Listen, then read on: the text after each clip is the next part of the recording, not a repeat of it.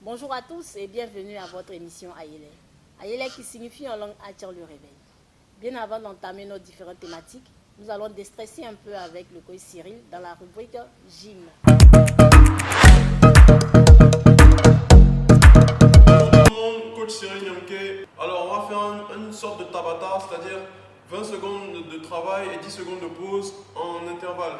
Donc essayez de me suivre, c'est des exercices très simples à faire chez vous, au travail, où vous voulez, au poids du corps. Donc on va essayer de brûler un max de gras en 5 minutes. Suivez-moi, je pars avec mon téléphone, j'ai le chronomètre ici. Donc 20 secondes de travail, 10 secondes de pause, 10 fois. On part dans 5, 4, 3, 2, 1. Allez go, jumping jacks, premier exercice. Jumping jacks pour vous échauffer. On va le plus rapidement possible. N'oubliez pas de respirer, très important.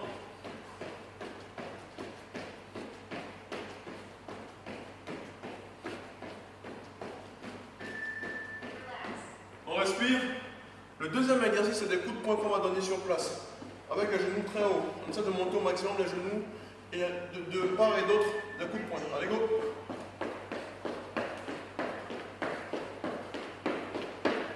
Plus vite.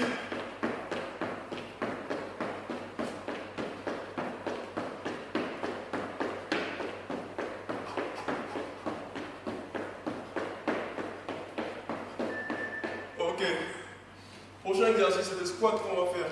Des squats avec des sauts de gauche à droite. Dans quelques secondes, on part. 3, 2, 1. Allez, go. Toute la pression de vos jambes doit être sur vos talons. N'oubliez pas. On descend au maximum. On pousse sur les jambes. On vide l'air à la montée. On garde les abdos bien contractés. Allez, courage. Ok. Prochain exercice au sol, débattement. Couché sur le dos. Bras opposés, jambes opposées. Go.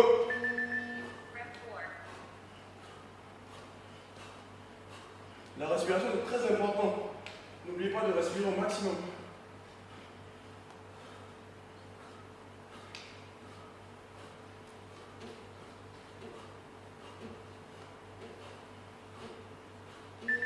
Ok. Next. Position de planche. On remonte et on fait un mouvement avec les pieds. Donc 5, 4, 3, 2, 1. Allez. Ramenez bien la main au niveau de la poitrine. Contractez les abdos au maximum. Et surtout n'arrêtez pas.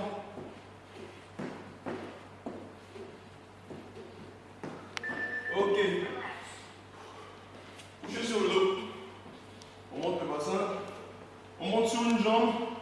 On alterne. Allez. 1, 2, sit-up. 1, 2, sit-up. Je reste sur mes talons pour bien activer les fessiers.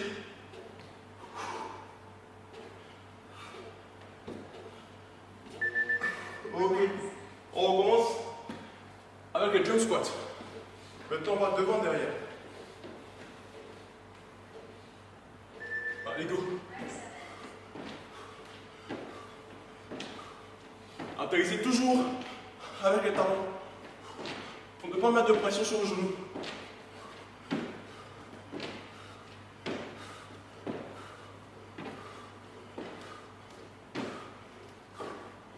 Ok. Next. Les battements. On va changer. On va mettre les deux mains ici, la bicyclette. Coude au genou. Allez.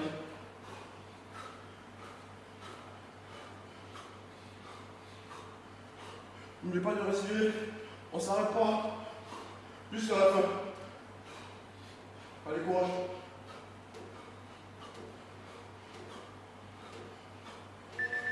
Super. Planche.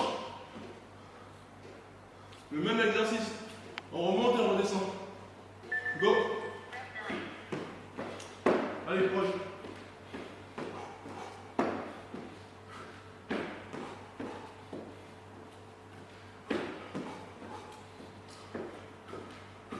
Contractez les abdos au maximum. Essayez de ne pas trop bouger le corps. Bien. Montée du bassin. On va utiliser les deux jambes maintenant. Une montée, un sit-up. Une montée, un sit-up. Une montée. Une montée. Utilisez la puissance de vos bras. Ça sera plus facile. Allez, courage. Ok. Première vidéo terminée. Bravo, vous êtes super. Bravo à tous ceux qui ont pu la faire. Merci au coach Cyril. Et j'avoue qu'avec tes conseils, je me sens toujours en bonne forme. Et je suis toujours d'attaque tous les matins. Chers téléspectateurs, je vous exhorte à suivre les différentes séances du coach Cyril afin d'être en bonne forme comme moi. Cela dit, nous allons continuer notre émission avec la rubrique L'expert du jour. Nous avons l'immense plaisir de recevoir sur notre plateau Dr Soro Doba, socio-anthropologue du développement, qui traite particulièrement des questions liées à l'eau. Bonjour docteur. Bonjour madame. Comment allez-vous? Très bien, merci. Merci d'être venu sur notre plateau. C'est moi qui suis honoré. Ok, mais docteur, bien avant d'entamer notre échange, on aimerait juste savoir un peu qu'est-ce que c'est que l'eau, ce liquide tant prisé de tous. Bon, peut-être scientifiquement, le commun des mortels ne comprendra pas quand on parle de l'eau H2O. Mais j'aimerais être beaucoup plus terre à terre pour les téléspectateurs pour dire que l'eau se voit à l'état liquide comme nous la connaissons, l'eau de robinet, l'eau des rivières et autres. Et même cette eau également qui est juste là, qui est l'une des particularités ou l'une des identités de Biocos. Et puis nous avons l'eau donc à l'état solide comme la glace et tout ça. C'est donc l'eau que nous buvons ou que nous utilisons pour le ménage et pour tout ce qui est autour de nous dans la société et qui représente d'ailleurs une condition sine qua non à la vie humaine. Voilà, je pourrais juste être terre à terre comme ça, c'est beaucoup mieux. D'accord, merci pour cette définition. Oui. Et on aimerait encore savoir pourquoi est-ce que dans notre quotidien nous devons assainir cette eau-là. Oui. Alors, assainir l'eau ou la question de l'assainissement, c'est deux éléments quand même assez distincts. D'autant plus que l'assainissement en lui-même se définit ou vise à l'amélioration sanitaire de l'environnement dans lequel nous sommes. Et donc l'assainissement prend en compte le traitement et l'évacuation des déchets solides, liquides et également des excréments. Mais assainir l'eau, c'est participer donc à la santé des populations, c'est participer donc à l'amélioration des conditions de vie des populations, en ce sens que quand on consomme ou quand on fait usage d'une eau potable, cela participe donc à l'amélioration de la santé et tout peuple ou toute population qui se porte bien est rentable et économise en termes de soins de santé et également est productive en fait pour la communauté. D'accord, mais quels sont les dangers qui sont liés lorsque notre eau n'est pas assainie par exemple? Quels sont les dangers? Alors il y a assez de dangers, il y a assez de risques parce que les risques d'épidémie, on le voit souvent. Il y a des maladies qui sont liées à la consommation d'une eau qui n'est pas potable, notamment les diarrhées, les épidémies de choléra, et même le paludisme, parce que quand l'eau stagne, on voit que toutes les cellules possibles viennent s'y mettre et cela contribue, ou bien les moustiques viennent contribuer donc à dégrader la santé à travers donc, le paludisme. Donc il y a différentes maladies qui sont liées à la consommation d'une eau. Et quand on regarde, on se rend compte que 83% des décès des enfants de 0 à 5 ans. Comme le disait un des derniers rapports, des enfants de 0 à 5 ans qui meurent des causes de diarrhée, et cette diarrhée est en majorité liée également à l'eau, à la consommation d'une eau qui n'est pas propre, qui n'est pas agréable donc à la boisson. Et donc ce sont les maladies, et donc les populations meurent jeunes, les enfants meurent jeunes, ils sont beaucoup plus exposés quand ils consomment de l'eau sale, comme on le dit. Et également quand, dans une certaine mesure, puisque l'eau contribue, on utilise l'eau pour faire le ménage. Généralement, on utilise l'eau pour laver les choses, pour rendre propre, comme on le dit. Mais quand elle-même, elle n'est pas propre et qu'on l'utilise pour laver, vous voyez qu'on ne résout pas un problème. On ne fait qu'enfoncer donc les populations. Voilà, Ok. c'est ça. On va revenir un peu à notre population. D'accord. C'est-à-dire que presque tous les habitants, ou bien toutes les populations qui sont en bordure d'eau, on constate que à travers ces étendues d'eau, on constate beaucoup de déchets. Est-ce par la faute des habitants? Est-ce par la faute aussi des gouvernants? C'est-à-dire, est-ce qu'il y a une politique qui est mise en place pour le traitement de ces eaux-là? On aimerait bien savoir. Alors, merci. Déjà, l'une des choses qu'il faut comprendre, c'est que la vie des populations à Tchang, autour donc de ces lagunes, est consubstantielle à l'eau elle-même. C'est-à-dire que quand on parle ou bien quand on pense à cette population, notamment à Blocos, on pense directement à la lagune. Et en ce qui concerne les ordures qu'on constate, il y a beaucoup de facteurs, ou il y a beaucoup d'aspects qu'on pourrait lier à l'existence des ordures. Il y a les causes exogènes et il y a les causes endogènes. Il y a donc la responsabilité des populations, des communautés qui vivent autour donc, de ces points d'eau, mais il y a aussi la responsabilité des collectivités territoriales, notamment la mairie et aussi peut-être le district, et puis un peu plus à une échelle élevée, on a l'État. Ça se passe comment? De façon pratique. Au niveau des communautés, la gestion des ordures ménagères, par exemple à Blocos, il n'y a pas un mécanisme véritablement formel de la gestion des ordures ménagères. On constate par exemple que ce sont des privés qui font la précollecte et qui viennent en retour déposer dans des points de collecte, et je pense que c'est là que les sociétés de ramassage d'ordures viennent. Et ce processus, ce mécanisme-là de précollecte par des individus n'est pas bien mis en place. Et quand il n'est pas formalisé, il n'est pas suivi de façon régulière par les décideurs et les communautés locales, les leaders communautaires, il va sans dire qu'il y aura beaucoup de failles dans le système. Par exemple, des gens ne trouveront pas contraignant ou nécessaire de mettre les ordures à la disposition des jeunes qui vont venir collecter en moyennant peut-être quelques sonnettes. Et des gens ne trouveront pas cela nécessaire. Et donc facilement, ceux qui habitent au bord donc, de la lagune, ce serait beaucoup plus facile de jeter les ordures là, et du ni vu ni connu, et de toutes les façons, ça ne cause aucune conséquence visible, immédiate dans la vie des populations. Et donc, il y a donc une défaillance au niveau du système au bas de l'échelle. Au niveau des collectivités territoriales, nous sommes dans une commune, dans la commune de Cocody, bien que nous soyons dans un village. Mais vous voyez, donc il y a une responsabilité du district et de la vie communautaire et de la commune au niveau donc de ce mécanisme de ramassage qui, lorsque on distingue une faille dans un système, devrait pouvoir encourager les populations ou proposer des mécanismes de gestion de ces ordures. Au niveau de l'État, à l'échelle beaucoup plus élevée, on se rend compte que les communautés à Tchang, surtout à Blocos, sont dans une position comme si les communautés étaient tirées jusqu'au bout, si vous voulez. C'est-à-dire repoussées jusqu'à la dernière demeure. Et donc l'espace vital, l'espace d'épanouissement est assez restreint.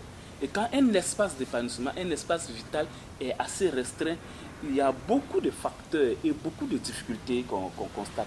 Et là, c'est en ce moment que l'État prend un certain nombre de responsabilités pour pouvoir agir et gérer pour une amélioration. Et donc, ça a des échelles vraiment différentes que les responsabilités se situent. Comment il faut agir? Bon, je suppose qu'on en parlera. Est-ce qu'il faut partir du top-down, c'est-à-dire du plus haut, et puis descendre, ou du pull-off? où on commence au bas de l'échelle pour agir. Mais une des choses qui est certaine, c'est que près de 70 à 80, si je n'exagère, des communautés vivant autour ici jettent les ordures ou jettent de temps en temps les ordures dans la lagune. Mais il y a aussi d'autres facteurs. Un autre facteur qui ne dépend pas forcément des communautés qui sont au bord de la lagune.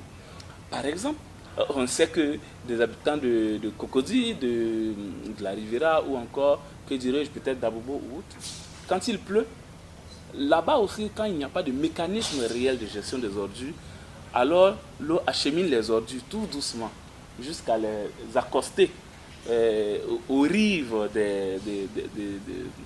du village de Blocos. Et donc, il y a, en d'autres termes, pour me résumer, il y a ce qui vient de nous, ici à Blocos, ce que nous produisons. Il y a le fait que notre système parfois n'est pas correctement fondé pour pouvoir bien gérer les ordures. Et puis il y a ce que les communautés, les collectivités et l'État devaient faire et qu'ils ne font pas suffisamment. Et puis il y a aussi les ordures qu'on importe pour venir accoster ici chez nous. Voilà. Donc si je comprends bien, les responsabilités sont partagées. Absolument, absolument. Les responsabilités sont partagées. D'accord. Et à travers cet échange, qu'est-ce que nous devons retenir sur cette question, cette problématique d'eau? Alors, moi je pense que ce qu'il faut déjà comprendre, c'est que la vie des populations, comme je le disais, est liée également à l'eau. En ce sens que vous voyez des gens pêcher et ici également l'activité économique, les commerces et surtout les restaurants sont beaucoup fréquentés. Je pense que c'est aussi lié à l'existence de cette eau. Et de l'autre côté, vous avez les femmes qui font donc de l'attiqué au bord. Et vous avez tout un ensemble d'activités qui se développent autour de la question. Il est donc important de savoir gérer, il est important de mettre en place un mécanisme. Par exemple, au niveau même des communautés, le mécanisme de précollecte, il faut renforcer le mécanisme, le formaliser. Et je pense qu'il faut une certaine récupération par les leaders communautaires pour mieux organiser, pour mieux structurer, de sorte à ce que chacun puisse vraiment participer d'une manière ou d'une autre et qu'on puisse précollecter. Quelque part, sous d'autres cieux, c'est la jeunesse qui s'occupe de ça. La jeunesse met en place un mécanisme et s'implique de sorte que cela puisse bien se passer. Et à partir de cet instant, moi je pense que déjà au bas de l'échelle, quelque chose sera fait. Et l'autre aspect, le fait que l'État et les communautés territoriales aient une responsabilité, il est important pour eux de s'impliquer. Mais pour que les communautés, pour que les collectivités et l'État s'impliquent, c'est au niveau de la communauté qu'il faut mettre en place un mécanisme de plaidoyer. Un mécanisme peut-être correct et un peu rigide de gestion des ordures ménagères. À partir de cet instant, on peut avoir un modèle de pression sur les collectivités, sur la mairie ou sur le district ou sur l'État pour pouvoir agir dans le cadre donc, de la collecte de données. Je sais que certaines ONG ont commencé à travailler dans le cadre de l'appurement des eaux et autres, mais cela ne suffit pas, il faut aller un peu plus au loin. Parce que finalement, les populations, pour qu'il y ait un changement social, une amélioration en matière de gestion des ordures, il faut travailler à une appropriation des différents projets qui peuvent être mis en place dans la communauté. Tant que les projets ne sont pas appropriés, les choses ne marcheront pas. Parce que tout simplement, les populations ont intériorisé cette manière de déverser les ordures dans la lagune. Et donc, c'est tout un ensemble d'éléments qu'il faut prendre à travers des projets qu'on doit mettre en place pour pouvoir mieux faire. Merci, Dr Soro. Merci beaucoup. Pour cet échange. Merci de nous avoir éclairé sur ce sujet. Merci. Je vous dis vraiment à bientôt. Merci. Et j'espère qu'on se reverra pour un autre. Merci beaucoup. Merci beaucoup. Merci. Merci à tous nos téléspectateurs et merci également à l'équipe de Blocos TV. Quant à moi, je vous dis à bientôt. Bye bye.